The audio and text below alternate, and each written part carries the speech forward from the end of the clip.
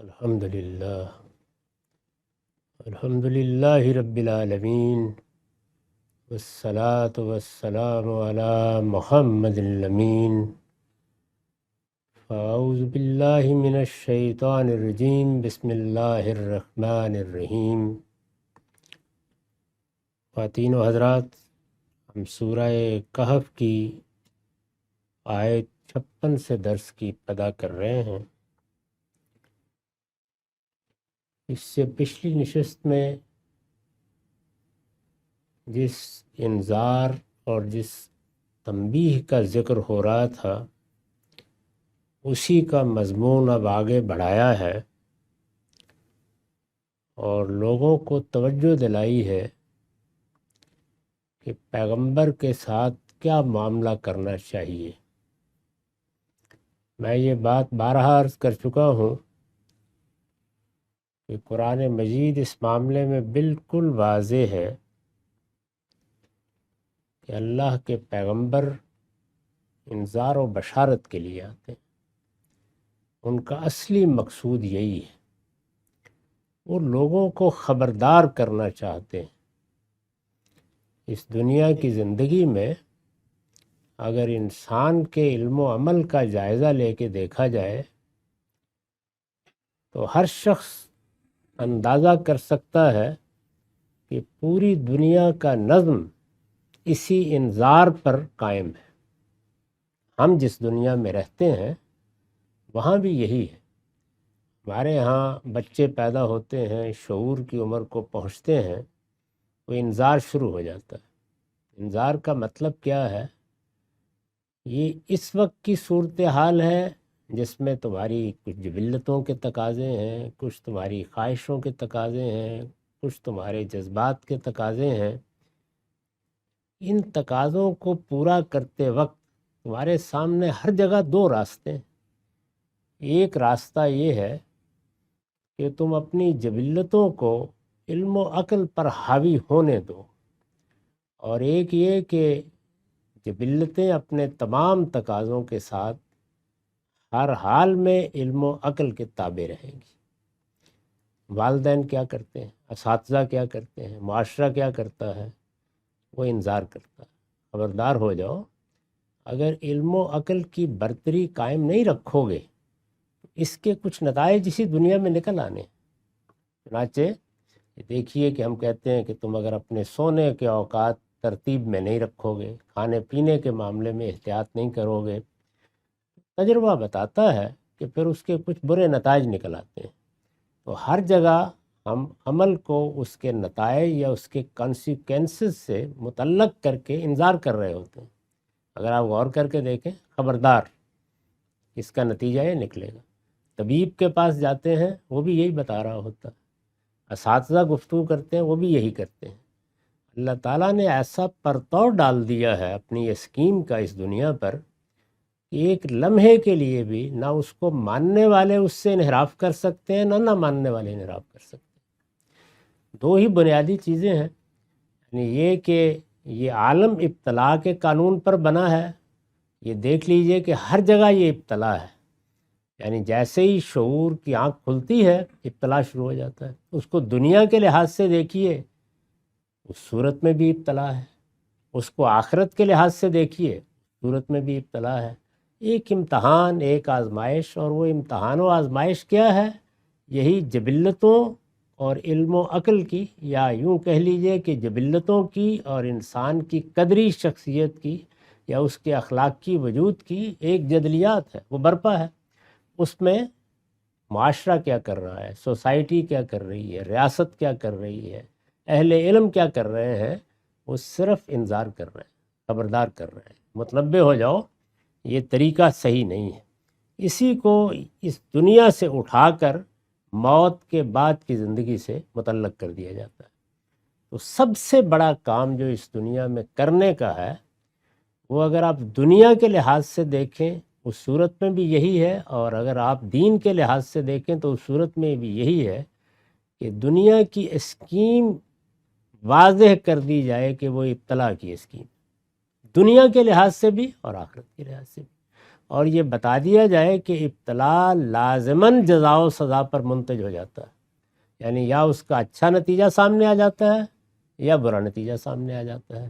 اس کے بارے میں انذار، اس زاویے سے دیکھیے تو انسانیت کی سب سے بڑی خدمت یہی کہ لوگوں کو خبردار رکھا جائے، متنبہ رکھا جائے، بیدار رکھا جائے، ان کو بتایا جاتا رہے۔ جو لوگ اس دنیا ہی کی زندگی پر معاملات کو ختم کرنا چاہتے ہیں وہ بھی مجبور ہیں کہ یہی کریں، اور پیغمبر بھی یہی کرتے ہیں۔ اللہ تعالیٰ نے پیغمبروں کو مبعوث فرمایا کہ لوگ علم و عقل کی رہنمائی میں زندگی بسر کرنے سے گریزاں ہو رہے ہیں، وہ اپنی جبلتوں کی طرف بہکتے چلے جا رہے ہیں، جبلی تقاضے علم و عقل کے تقاضوں پر حاوی ہو رہے ہیں، لہٰذا ان کو خبردار کیا جائے۔ تو مبشرین و منذرین، اب انذار اور بشارت اگر غور کر کے دیکھیں تو سب سے زیادہ ابا کس سے ہوتی ہے؟ اسی سے۔ والدین کہتے ہیں کہ بیٹا ذرا کھانے پینے میں احتیاط، معاملات میں احتیاط، کھیلو لیکن اس کے اوقات مقرر کر کے، کیونکہ یہ زندگی ابتلا کی زندگی ہے، اس میں تم نے اپنی صلاحیتوں کو ایک امتحان سے گزارنا ہے، اس کے کچھ نتائج نکلنے ہیں۔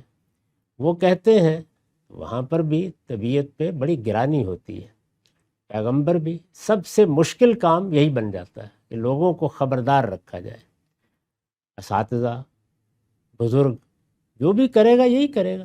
وہ کیا کہتا ہے؟ وہ اپنے تجربے اور مشاہدے کی روشنی میں نتائج کو عمل سے متعلق کر کے دکھا رہا ہوتا ہے، اور یہ بتا رہا ہے کہ اس ابتلا کے لازمی نتائج تمہارے سامنے آ جانے ہیں، ان کے بارے میں ابھی سے تیاری کر لو، ابھی سے تیاری کر لو، ابھی سے متربع ہو جاؤ، کیونکہ یہ دنیا اپنی جزا و سزا برپا کر کے رہے گی، وہ اسی دنیا میں ہو جانی ہے۔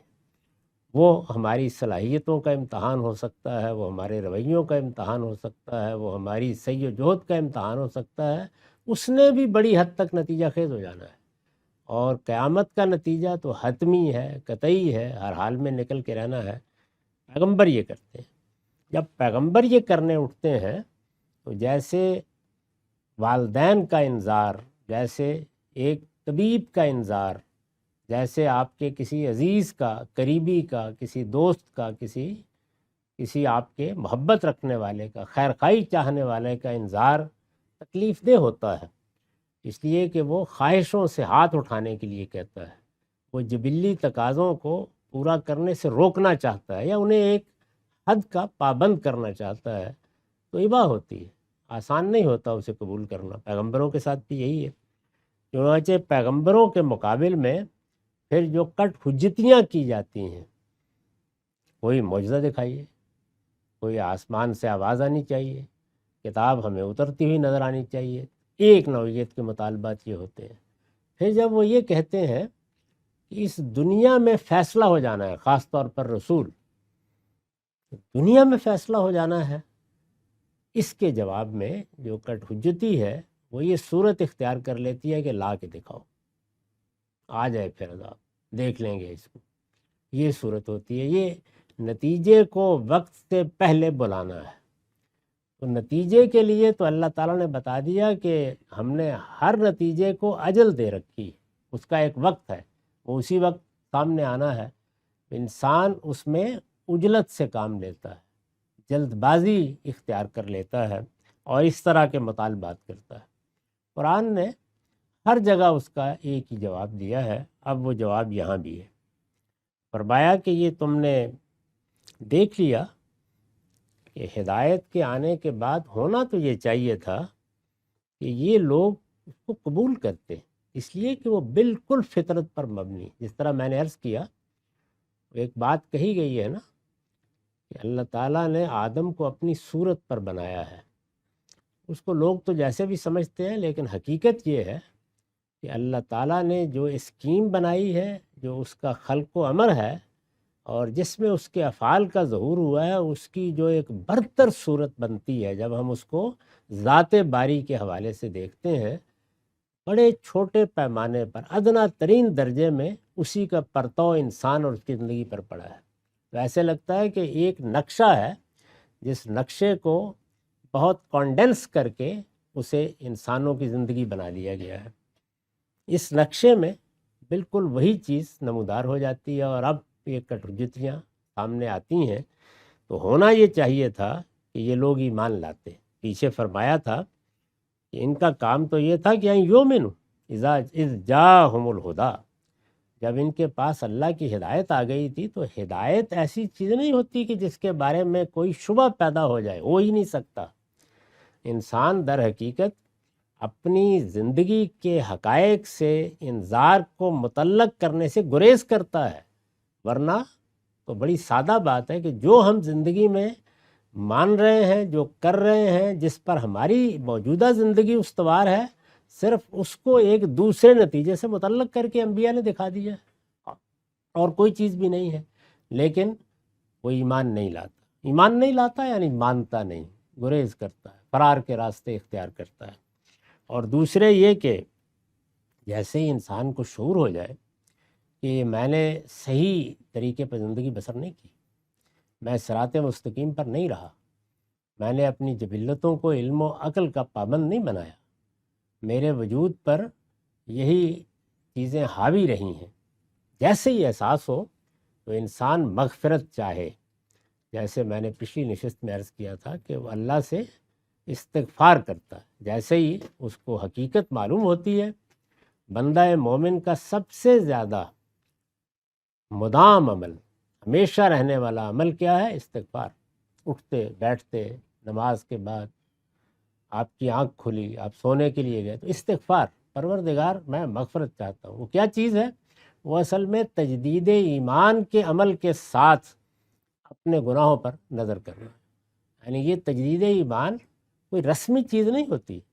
جس وقت ہم صبح اٹھ کے یہ کہتے ہیں کہ اس پروردگار کا شکر ہے جس نے ایک موت کے مرحلے سے ہم کو گزارا اور پھر اٹھا دیا، احیانا بعد ما ماتنا والیہ النشور، تو یہ ایمان کا اظہار ہے، یعنی ہم اپنے ایمان کی تجدید کر رہے ہوتے ہیں۔ جب ہم رات کو بستر پر جاتے ہیں اور یہ کہتے ہیں کہ پروردگار ہم نے اپنا آپ تیرے سپرد کر دیا، اسلمت نفسی الیک، اپنا چہرہ تیری طرف کر دیا، اپنا وجود تیرے سپرد کر دیا، یہ سب تفویض ہے۔ اور پھر آخر میں کیا کہتے ہیں کہ ہم اس پیغمبر پر ایمان لے آئے ہیں جس کو تو نے نبوت اور رسالت کا منصب دیا ہے، اور اس کتاب پر جو اس کے ساتھ نازل ہوئی۔ تو یہ دعا کیا کہہ رہی ہے؟ یہ گویا سوتے وقت کا تجدید ایمان ہے۔ تو ہدایت کا شعور تجدید ایمان کا جذبہ پیدا کرتا ہے۔ وہ بڑے اسپین پر کرے کہ ایک قوم لمبے عرصے تک ہدایت سے محروم رہی، پیغمبر نے آ کے بتا دیا، تو ہمیں یہ تربیت دی گئی ہے کہ ہم صبح و شام اٹھتے بیٹھتے ذکر دوام کا اہتمام کریں، ہمیشہ کا ذکر۔ یہ ہمیشہ کا ذکر کیا ہے؟ یہ یہی ہے، یعنی زندگی کے ہر مرحلے پر تجدید ایمان ہوتی رہے۔ اس تجدید ایمان کا دوسرا لازمی تقاضا کیا ہے؟ میں نے صبح سے دوپہر تک کا وقت گزارا ہے، رات تک کا وقت گزارا ہے، پروردگار میں مغفرت چاہتا ہوں، استغفر ربی، میرے پروردگار میں معافی چاہتا ہوں۔ تو استغفار اور تجدید ایمان یہ ہے ایک بندہ مومن کی زندگی۔ اس زندگی کے اندر اگر انسان ایک مرتبہ اپنے وجود کو ہم آہنگ کر لے تو پھر وہ نور ہے، سلامتی ہے، وہ صحیح روح پیدا ہو جاتی ہے۔ ان کو توجہ دلائی کہ یہ ہونا چاہیے تھا، یعنی تمہیں صبح اٹھتے ہوئے یاد نہیں آیا، رات سوتے ہوئے یاد نہیں آیا، کسی بڑی مصیبت کے وقت یاد نہیں آیا، کسی بڑی مسرت کے وقت یاد نہیں آیا، اب تو پیغمبر آ گیا ہے تمہارے درمیان، اس نے آ کے انذار کر دیا ہے۔ یعنی یہ انذار جس طرح میں نے عرض کیا نا، ماں کر رہی ہے، باپ کر رہا ہے، اساتذہ کر رہے ہیں، یہ صبح کر رہی ہے، شام کر رہی ہے، سورج کر رہا ہے، چاند کر رہا ہے، انذار ہی اس کائنات کی فطرت ہے۔ اور یہ کیوں ضروری ہے؟ میں نے عرض کر دیا کہ جس جدلیات میں ہمیں مبتلا کیا گیا ہے اس ابتلا کا ناگزیر تقاضا یہی ہے۔ اس دنیا کی سب سے بڑی حقیقت بھی انذار ہے، سب سے بڑا کام بھی انذار ہے، سب سے بڑی نعمت بھی انذار ہے۔ اس لیے خدا نے اپنی کتاب کو بھی ایک صحیفہ انذار بنا کر نازل کیا ہے۔ فرمایا تھا کہ ایمان لاتے اور مغفرت مانگتے، لیکن کیا ہوا؟ وجہ یہ بتائی تھی کہ انہوں نے یہ کہا کہ اگر پرانی قوموں کے قصے سنا سنا کر ہمیں متنبع کرتے ہو، یعنی انذار کرتے ہو، تو ان کے ساتھ جو ہوا تھا پھر کر دکھاؤ، یا جس نوعیت کا عذاب ہم پر لانا چاہتے ہو لا کے دکھا دو۔ یہ کیا چیز ہے؟ نتیجہ دکھاؤ گے تو مانیں گے، یہ نتیجہ دکھاؤ گے تو مانیں گے، یہ کیا ہے؟ ایمان بالظاہر، اور نتیجہ مؤخر ہے، علم و عقل کے استدلال سے مانیں گے، یہ کیا ہے؟ ایمان بالغیب۔ تو ایمان بالغیب کی دعوت دیتے ہیں پیغمبر کہ تم بن دیکھے علم و عقل کی بنیاد پر مانو، اس لیے کہ یہی امتحان ہے، یہی ابتلا ہے۔ نتیجہ دیکھنے کے بعد تو بیل بھی مان لیں گے۔ یہ بیان کرنے کے بعد اب بتایا ہے کہ کیا پیغمبر یہ کرنے کے لیے آئے ہیں، یعنی نتیجے دکھانے کے لیے آئے ہیں، آخرت برپا کر کے دکھائیں، تمہارے مطالبات پورے کر کے دکھائیں۔ فرمایا وَمَا نُرْسِلُ الْمُرْسَلِينَ إِلَّا مُبَشِّرِينَ وَمُنذِرِينَ، انہیں بتاؤ کہ رسولوں کو تو ہم صرف اس لیے بھیجتے ہیں کہ بشارت دیں اور خبردار کریں۔ ان کو بھیجنے کا مقصد یہ، وہ صرف یہ بتانے کے لیے آتے ہیں، نہ معجزے دکھانے کے لیے آتے ہیں، نہ یہ ان کی کوئی ذمہ داری ہے، نہ اس طرح کے مطالبات ان سے کرنے چاہیے۔ وہ تو ایک بڑی حقیقت جو نمودار ہونے والی ہے، ایک بڑا نتیجہ جو نکلنے والا ہے، اس کے بارے میں ایسے ہی متنبع کرتے ہیں جس طرح دنیا کا ہر شخص تمہیں دنیا میں نکلنے والے نتائج کے بارے میں متنبع کر رہا ہے اور انذار کر رہا ہے، وہ یہ کرنے کے لیے آتے ہیں۔ اس پر میں نے لکھا ہے، یعنی فیصلے کا وقت آنے سے پہلے لوگوں کو فرما برداری کے اچھے اور نافرمانی کے برے نتائج سے خبردار کر دیں۔ اللہ کی فرما برداری اپنی روح میں کیا ہے؟ علم و عقل کو اپنی جبلی تقاضوں پر حاوی رکھنا، یہی اللہ تعالیٰ کی فرما برداری ہے، اور جب اس کی خلاف ورزی ہوتی ہے تو یہ اس کی نافرمانی ہے۔ دین انہی حقائق کو قاعدے ضابطے میں لا کر انسان کے لیے صراط مستقیم متعین کر دیتا ہے، تاکہ وہ اپنے طور پر اگر نتائج نکالے گا اور صحیح اصول پر بھی نکالنا چاہے گا تو اجتہادی غلطیاں کرے گا، اس سے اس کو بچا لیا جائے۔ یعنی فیصلے کا وقت آنے سے پہلے لوگوں کو فرما برداری کے اچھے اور نافرمانی کے برے نتائج سے خبردار کر دیں، مگر یہ احمق اس سے فائدہ اٹھانے کے بجائے انہی برے نتائج کے لیے بےتاب ہو رہے ہیں جن سے خدا کے پیغمبر انہیں بچانا چاہتے ہیں۔ یعنی پیغمبر اس لیے آئے ہیں کہ تم کو عذاب میں مبتلا کر دیں، اس لیے آئے ہیں کہ تم کو خائب و خاسر کر کے رکھتے ہیں، وہ تو تمہیں بشارت دینے آئے ہیں، اور جس چیز کو تم طلب کر رہے ہو اس سے بچانے آئے ہیں، لیکن تم ان کی بات پر خبردار ہونے کی بجائے یہ کیا راستہ اختیار کرتے ہو؟ اور یہ راستہ کیا فی الواقع علم کا تقاضا ہے؟ کیا فی الواقع عقل کا تقاضا ہے؟ فرمایا نہیں۔ وَيُجَادِلُ الَّذِينَ كَفَرُوا بِالْبَاطِلِ لِيُدْحِضُوا بِهِ الْحَقَّ، اور ان منکروں کا حال یہ ہے کہ باطل کی مدد سے کٹ حجتیاں کرتے ہیں۔ یعنی انسان جب کسی چیز کے بارے میں سوال اٹھاتا ہے، اس میں مسئلے نکالتا ہے، منہ شگافیاں کرتا ہے، تو بعض اوقات یہ طبعی تقاضا بھی ہوتا ہے، سیکھنے والے اس طرح سیکھتے ہیں، یہاں محرک صحیح ہو جاتا ہے تو ہم اس کو کٹ حجتی تو کہہ سکتے ہیں، یا یہ بھی کہہ سکتے ہیں کہ تم یہ نقد و نظر کا طریقہ صحیح اختیار نہیں کرتے، لیکن وہاں محرک صحیح ہوتا ہے، چنانچہ اللہ تعالیٰ جلد یا بدیر راہ حق کو کھول دیتا ہے۔ دوسرا یہ ہے کہ نہیں، محرک بھی غلط، جس نتیجے کی توقع کر رہے ہیں وہ بھی غلط، رویہ بھی غلط، تو یہ باطل کی مدد سے کٹ حجتی ہے، یعنی مجادلہ ہے بالباطل۔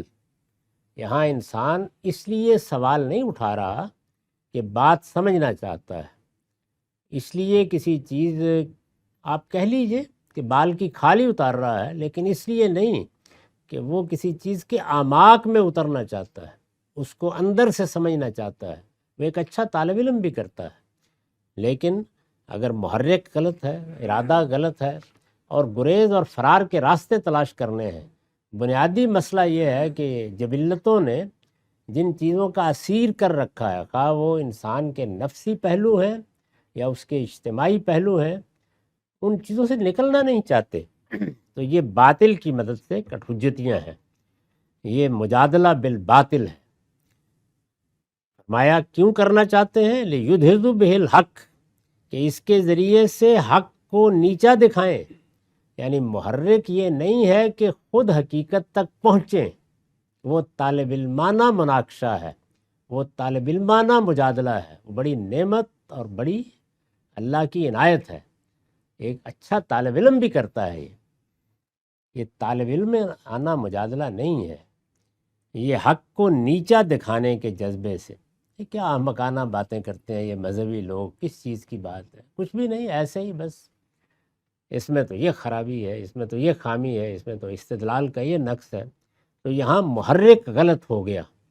یہ بالکل تجربے کی بات ہے کہ صحیح محرک کے ساتھ بڑی گرم جوشی کے ساتھ بحث بھی ہمیشہ اچھے نتیجے تک پہنچتی، لیکن غلط محرکات کبھی نتیجہ خیز ہونے ہی نہیں دیتے، بلکہ آدمی قدم بقدم حق سے دور ہوتا چلا جاتا ہے، یہاں تک کہ پھر اس مقام پر پہنچ جاتا ہے جس کو قرآن نے بیان کیا کہ اس کے دل پر مہر لگ جاتی ہے، اس کے وجود پر زنگ آ جاتا ہے، جس کو کس طرح بیان کیا کہ زاغوا فازاغ اللہ قلوبہم، وہ ٹیڑھے ہو گئے، پھر اللہ نے کہا تمہیں ٹیڑھا ہی رہنا چاہیے، اور اسی کو دلوں پر مہر لگنے سے تعبیر فرمایا۔